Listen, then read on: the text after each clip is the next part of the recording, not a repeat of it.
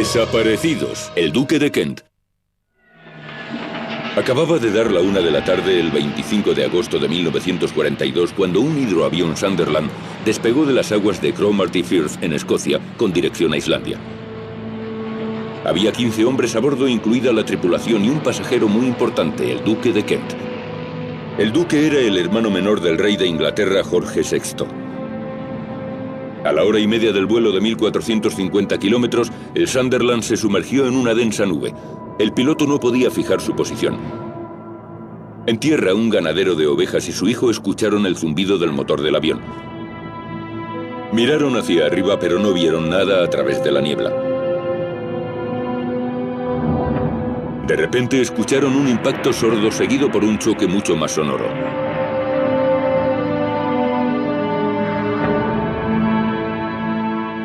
El Sunderland había desaparecido en las tierras altas escocesas.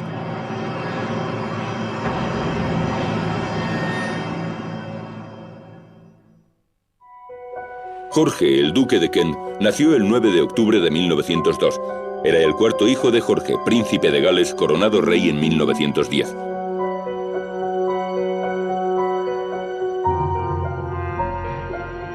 Tras una infancia convencional y privilegiada como miembro de la familia real británica, el joven Jorge se alistó en la Armada y pasó 10 años de servicio en activo.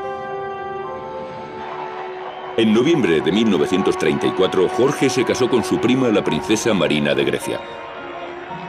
A pesar de su dudoso pasado, que incluía una relación íntima y duradera con el actor y dramaturgo Noel Coward, parecía que hacían buena pareja y compartían una visión del mundo similar.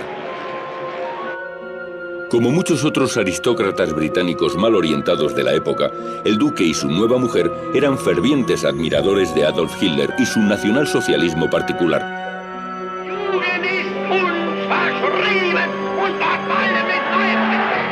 Tras la Revolución Rusa de 1917 y el asesinato brutal del zar Nicolás II y su familia al año siguiente, las clases dirigentes temían que el comunismo se extendiese por Europa.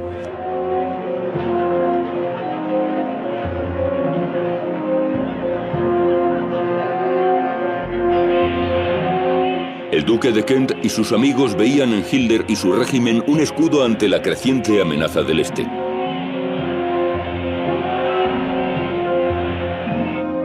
Se opuso a la visión de Winston Churchill de que la expansión militar alemana sería un desastre para Europa, y consideraba que este político tan directo era un belicista. El duque consideraba que era posible una relación pacífica entre Gran Bretaña y Alemania. Para ello, a mediados y finales de los años 30, hizo varios viajes a Múnich, Alemania, ciudad natal del segundo de Hitler, Rudolf Hess, para discutir con varios nazis de alto nivel. Y cuando la perspectiva de la guerra se acercaba, el duque cenaba regularmente en Londres con Joachim von Ribbentrop, el embajador alemán en Gran Bretaña. El verano de 1939, cuando se preparaba a asumir el cargo de gobernador general de Australia, el duque pensó que podía ser capaz de negociar directamente con Hitler y mantener a Gran Bretaña fuera del inminente conflicto. Pero el 1 de septiembre, sin previo aviso, Hitler envió sus tropas a Polonia. 2 días después, Gran Bretaña declaró la guerra a Alemania. Sorprendido por el engaño de Hitler, el duque de Kent cambió sus planes y decidió quedarse en Gran Bretaña para evitar la campaña bélica. Como miembro de la familia real, se le prohibió formar parte del combate militar, así que trabajó en inteligencia naval en el Almirantazgo en Londres. A los pocos meses, el duque cambió a las fuerzas aéreas, renunciando a su rango honorario de general de división del Ejército del Aire para apuntarse como coronel de las fuerzas aéreas. Entre sus responsabilidades estaba visitar las bases militares de todo el país, ver cómo trataban a los hombres y a las mujeres que estaban de servicio y encargarse de los progresos de la guerra. A pesar de su estatus, normalmente el duque aparecía sin avisar, a menudo conduciendo él mismo e insistiendo en que no quería privilegios especiales. Esta forma de actuar informal le hizo tremendamente popular entre el personal a todos los niveles. El verano de 1941 visitó Canadá para observar el proyecto imperial de entrenamiento aéreo en marcha. Fue el primer miembro de la familia real británica que atravesó el Atlántico en ambas direcciones en un bombardero, un Liberator, llegando a dirigirlo él mismo en algunos momentos. Después, el duque pasó unos días en la Casa Blanca con su buen amigo el presidente Roosevelt, quien había sido padrino del hijo menor del duque. Al año siguiente, a finales de agosto de 1942, pidieron al duque que visitara las bases de las fuerzas aéreas en Islandia, empezando por la capital, Reykjavik. El 24 de agosto él mismo condujo hasta la estación de Euston en Londres, donde junto con 3 compañeros militares cogió un tren hasta la base naval de Invergordon, al nordeste de Escocia.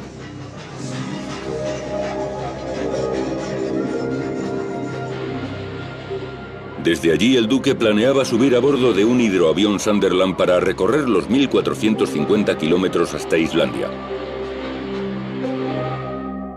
El capitán y piloto principal del avión sería el teniente de aviación Frank Goyan, australiano. Al haber pasado los 2 primeros años de la guerra patrullando el Atlántico y el Mediterráneo, era un oficial altamente experimentado. La tripulación de Goyan durante el vuelo de 7 horas incluiría a un segundo piloto, 2 operadores de radio, 3 artilleros y un oficial de derrota. Por razones de seguridad, a ninguno de ellos se les dijo hasta la noche del 24 de agosto que llevarían a un importante miembro de la familia real británica. Cuando se apresuraban desde la sala de reuniones, poco sabía la tripulación del peligro que les esperaba en las inhóspitas tierras altas escocesas.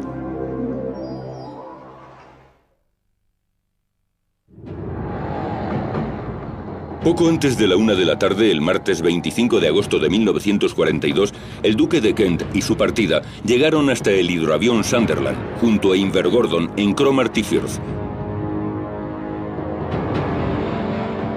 15 personas subieron a bordo para volar a Islandia.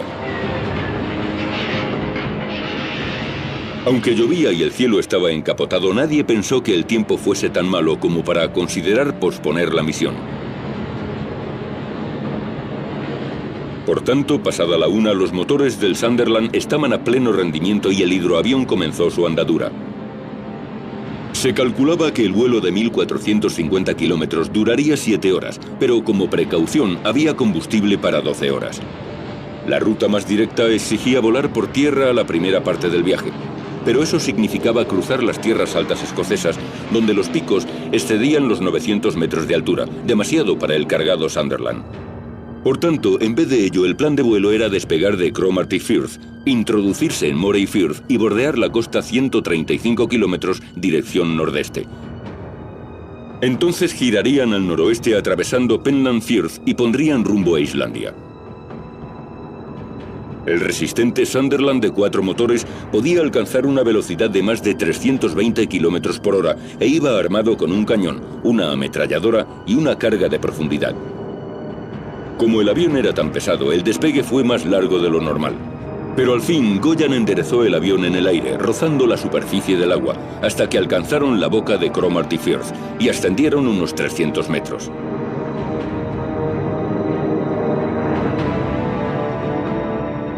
Hasta el momento todo iba según el plan. Pero a los 25 minutos, el Sunderland ganaba lentamente altitud y Goyan se sumergió en una espesa nube. Ocasionalmente se vislumbraba el mar y la costa, pero no lo suficiente como para comprobar que iban en la dirección correcta. Inclinó el morro del avión y descendió hasta 365 metros, esperando hacerse una idea visual antes de girar por Penland Firth y continuar hacia Islandia. Pero ahora las nubes parecían incluso más densas, por lo que Goyan descendió aún más. Estaba convencido de que seguía sobre el mar, pero en realidad el avión se dirigía a tierra adentro sobre las tierras altas escocesas. Abajo, David Morrison, ganadero de ovejas, y su hijo Hugh estaban recogiendo el rebaño cuando oyeron el poderoso rugido de un avión volando bajo. Miraron al cielo, pero no pudieron ver nada a través de la niebla.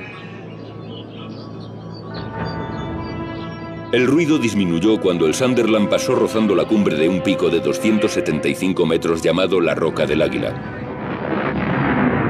Pero los Morrison se quedaron horrorizados cuando escucharon un impacto sordo seguido de un choque mucho más ruidoso.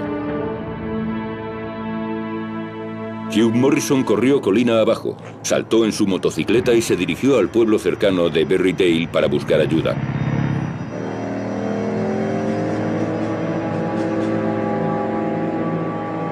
Una vez que había propagado la noticia del choque, un equipo de voluntarios le siguió a la zona de la Roca del Águila. El equipo de rescate incluía trabajadores de la construcción, agricultores de las montañas, pastores y John Kennedy, el médico local.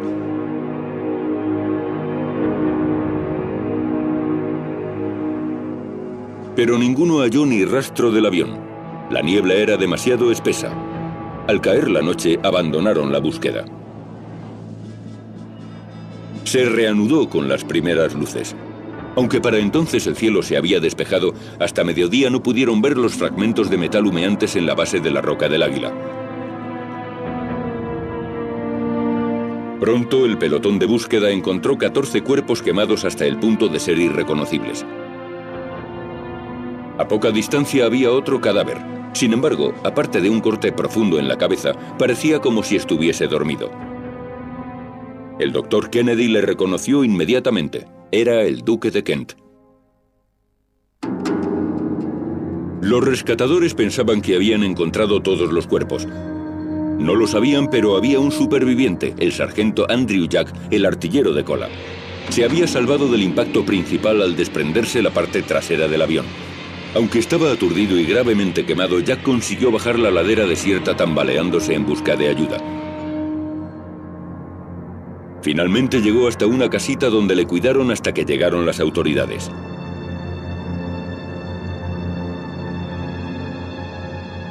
Pero que Jack sobreviviera se convirtió en un misterio intrigante. El Sunderland había despegado con 15 hombres a bordo, y 15 hombres, incluido el duque de Kent, fueron hallados muertos. Pero con la aparición de Jack son 16, por tanto, ¿quién era el pasajero de más y dónde y cuándo subió a bordo? El misterio aumenta si pensamos que el Sunderland se estrelló a solo 95 kilómetros del lugar de despegue. Había tardado 32 minutos en recorrer esa distancia, al menos 12 minutos más de lo que debería.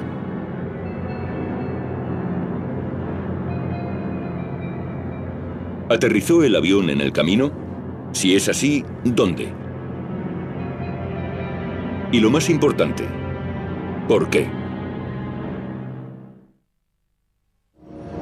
Cuando llegaron a Londres las noticias de que el duque de Kent había muerto en un accidente de avión en Escocia el 25 de agosto de 1942, hubo una gran consternación.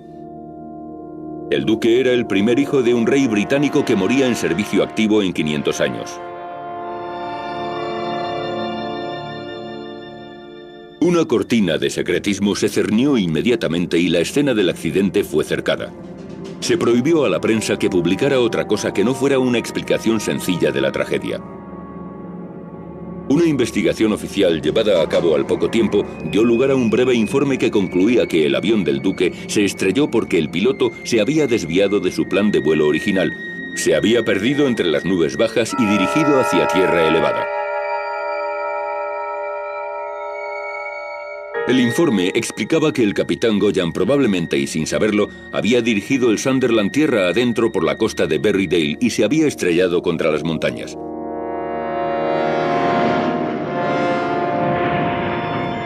El primer impacto que oyeron los ganaderos ovinos había sido de refilón.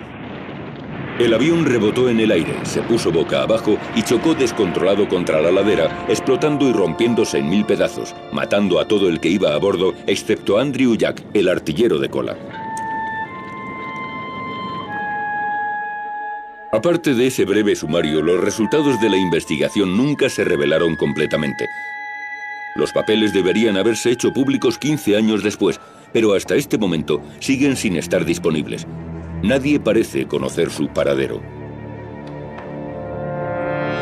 En 1990, un funcionario de la Oficina Británica de Registros Públicos declaró que pensaba que los papeles podrían haberse llevado a los archivos reales del castillo de Windsor, porque se consideraba un asunto demasiado delicado.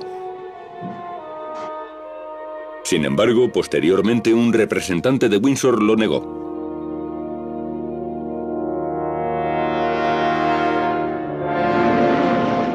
La versión oficial era que el choque fue producido por un error del piloto. En ese momento no parecía haber otra explicación lógica. Los investigadores no encontraban ningún problema con el avión en sí mismo. El estado de las hélices demostraba que los 4 motores estaban a pleno rendimiento cuando se derrumbó.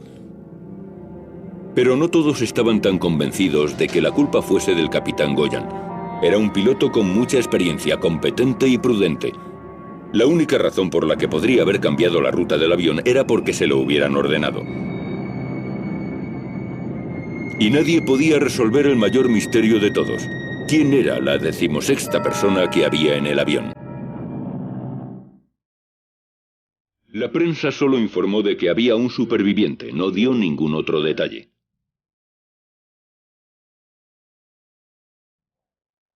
Reinaba la especulación. Incluso se rumoreaba que el primer ministro Winston Churchill habría ordenado a los servicios de seguridad británicos que sabotearan el avión porque pensaba que el duque de Kent quería negociar con la Alemania nazi. Otra sugerencia polémica era que el duque había subido a bordo con varias cajas de champán y se había emborrachado completamente en el aire. Entonces habría insistido en tomar el mando y estrellado el avión.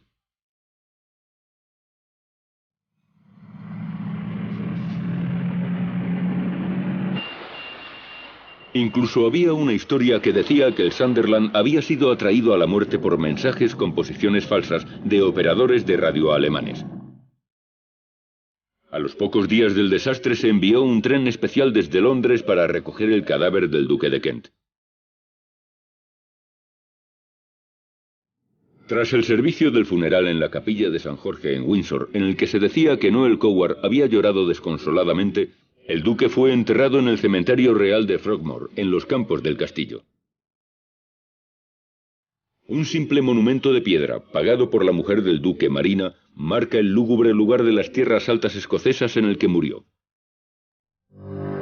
En ese punto debería haberse quedado la historia, pero en el año 2001, 3 autores británicos, Lynn Picknett, Clive Prince y Stephen Pryor, aseguraron haber resuelto el misterio de 60 años. En su libro Doble Rasero, aseguran que el 16º hombre a bordo del Sunderland condenado era probablemente Rudolf Hess, segundo de la Alemania nazi y amigo cercano de Adolf Hitler. Hess no quería realmente que hubiese paz entre Gran Bretaña y Alemania. Realizó un vuelo secreto a Escocia el 10 de mayo de 1941, esperando discutir ciertos temas con el duque de Hamilton. Pero cuando se aproximaba a Glasgow, se desorientó y se vio obligado a saltar en paracaídas.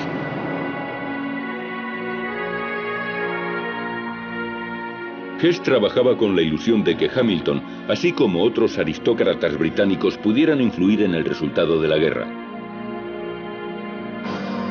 Creía que si el gobierno británico estaba preparado para permitir a Alemania dominar Europa y Rusia, entonces Alemania no tendría ninguna objeción en que Gran Bretaña mantuviese el control sobre su enorme imperio en el exterior. Se dice que Winston Churchill quedó sorprendido ante una propuesta tan vergonzosa, pero al mismo tiempo sabía que habría quien estuviera de acuerdo, entre ellos el hermano mayor de Jorge VI, el duque de Windsor, y su hermano pequeño, el duque de Kent.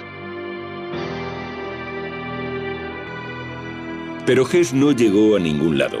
No se reunió con nadie excepto con las tropas que le arrestaron cuando llegó, las autoridades policiales y el personal militar que le interrogó posteriormente. En vez de evitar la paz, Hess fue llevado a prisión. O tal vez no. Los autores, Picknett, Prince y Pryor, sugieren que Hess fue retenido en un escondrijo secreto en Escocia, mientras que un doble descerebrado ocupó su puesto en la celda de la prisión. Dan a entender que después Hess se reunió con el duque de Kent y trazó un plan para volar a la Suecia neutral, donde iban a discutir sobre la paz con un grupo de dirigentes nazis. Así que al poco tiempo de abandonar Invergordon, el 25 de agosto de 1942, en lo que se suponía que era un vuelo rutinario a Islandia, supuestamente el Sunderland aterrizó de nuevo y recogió a Hess en un lago remoto. Esto encajaría con el hecho de que aparentemente el avión tardase 32 minutos en recorrer 95 kilómetros. El capitán Goyan no tendría ni idea de que se dirigían a Suecia hasta que el duque de Kent ordenara un repentino cambio de rumbo. Entonces sucedió el desastre y el avión se estrelló cuando el piloto se desorientó con las nubes bajas y voló a tierra alta pocos kilómetros tierra adentro. Aunque muchos consideran que la versión de los tres autores es convincente, al no haber ninguna prueba concreta, no deja de ser nada más que una teoría interesante. Aparte de decir que no recordaba nada del accidente, Andrew Jack se negó a hablar sobre el asunto hasta su muerte en 1978, por lo que su familia especulaba con que habría jurado mantener el secreto. Por tanto, a no ser que los papeles ocultos que se sigue rumoreando que están en el castillo de Windsor se hagan públicos, la verdad sobre la muerte del duque de Kent continuará siendo un misterio en los años venideros.